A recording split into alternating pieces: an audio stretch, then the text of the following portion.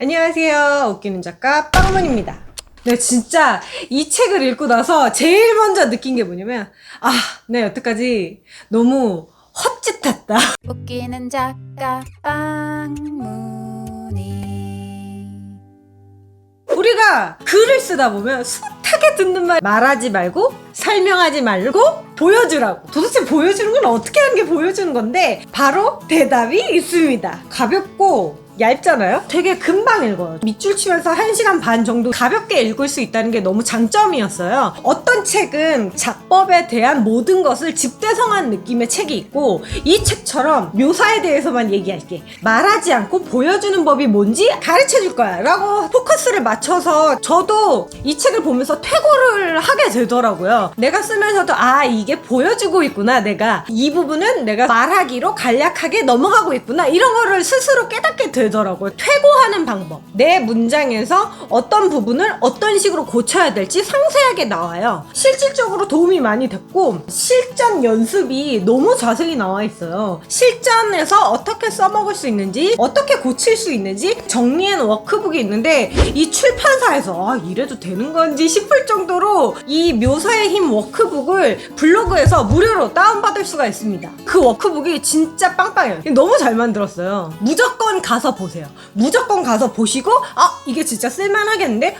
네, 좀 더 이 작가의 이야기를 듣고 싶은데? 그러면 이 책을 읽어보시길 추천드립니다. 사실 작법서 두꺼운 걸 읽었어. 그럼 감동적이야. 배울 게 너무 많아. 그런데 이렇게 읽다 보면 내가 플롯도 신경 써야 되고, 캐릭터도 신경 써야 되고, 반전도 신경 써야 되고, 공감대도 이끌어내야 되고, 이 여러 가지 생각을 하다 보면 다음에 하지 뭐, 쓰다 보면 늘겠지, 이런 생각이 들거든요. 근데 이 책은 당장 내 글을 고칠 수 있다는 거, 그게 제일 좋더라고요. 눈에 보이는 효과가 바로 나타나요. 그러면 제가 책 이야기를 간단히 해볼게요. 말하지 말고 보여주라는데, 말하기는 뭘까요? 말하기는 요약하는 거야. 작가가 내린 결론이나 설명을 독자한테 그냥 딱 주입하는 거지. 어떤 사고가 나면 이런 날짜에 이런 곳에서 무슨 사고가 났다, 이렇게 딱 신문을 읽은 것처럼 요약해주는 게 말하기라고 할 수가 있어요. 보여주기는 그 사고가 일어나는 순간 그 자리에 있는 목격자가 지금 마치 보고 있는 것처럼 쓰는 것이 보여주기겠죠. 말하기로도 뜻을 전달할 수 있는데, 이거를 느끼게 하려면 보여줘야 된다는 거예요. 필연적으로 보여주기 위해서는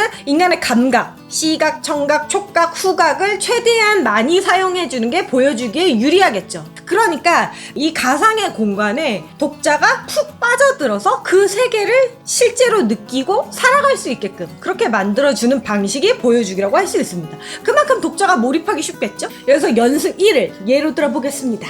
티나가 화가 났다 라는 문장이 있어요. 화가 났다라고 그런 문장 쓸 수 있죠. 근데 이거는 말하기야. 티나라는 인물이 지금 어떤 상태인지 정보를 전달할 뿐 그 어떤 감각을 일으키지 못해요. 그럼 이거를 보여주기 식으로 바꿔봅시다. 떠오르는 대로 말해보면, 티나가 두 눈을 부릅뜨고 주먹을 쥔 채 부들부들 떨었다.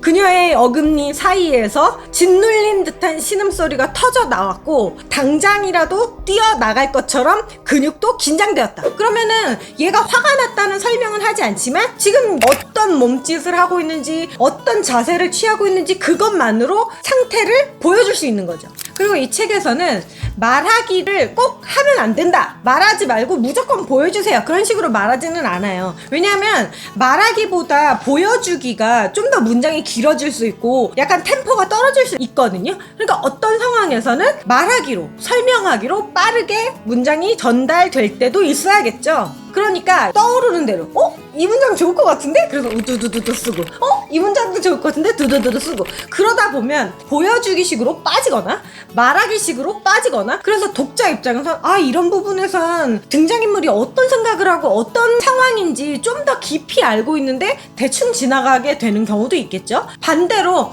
이 부분은 좀 속도감 있게 정보만 전달하고 다음 스토리로 넘어가야 되는데, 너무 막 눈물의 향, 입가에 맴도는 맛, 코끝을 스치는 향기, 이런 거 다 묘사할 수는 없는 거겠죠. 그러니까 그거를 어느 부분에서는 최대한 생동감 있고 독자들을 몰입할 수 있게끔 그렇게 묘사를 해주고, 어떤 부분에선 빠르게 스토리를 진행하고, 이런 걸 장악을 하고 작가가 상황에 맞게끔 꾸려 나가려면 이 문장이 말하기인지 보여주기인지 확실히 알고 있어야 된다는 겁니다.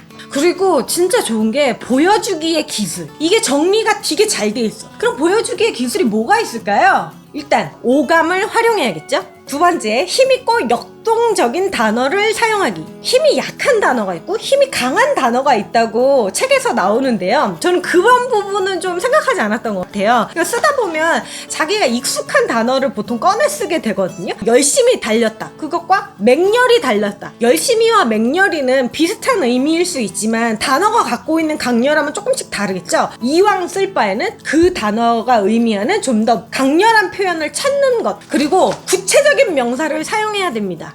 아침을 먹었다. 빵무늬는 아침을 먹었다가 말하기라면 빵무늬는 베이컨과 스크램블 에그를 우유와 함께 배불리 먹었다. 이러면은 구체적인 게 들어가잖아요. 음료수를 한 잔 들이켰다와 코카콜라 캔을 칙 땄다. 치즈를 발랐는데 필라델피 땡 크림치즈를 발랐다. 뭐가 다른 느낌인지 아시겠죠?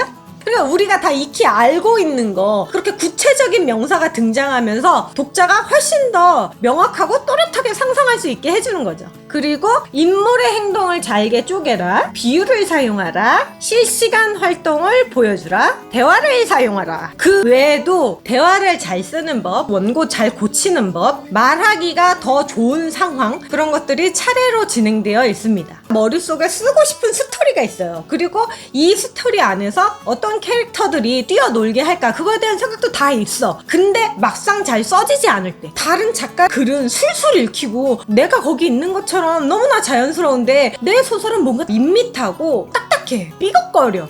왜 이렇게 내 소설은 이러지? 그럴 때 필요한 책인 것 같아요. 이렇게 묘사 한 가지를 실전에 바로 써먹을 수 있게 가르쳐주는 책은 되게 드물거든요. 보여준다고 해서 꼭 문장이 길어지는 것만은 아니에요. 6단어로 세상에서 가장 슬픈 스토리를 만들어 달라고 누군가 제안했습니다. 6줄도 아니고 6단어로 어떻게 슬픈 이야기를 만들지? 해밍웨이가 즉시 이렇게 썼다고 합니다. 한 번도 신지 않은 아이 신발 팝니다.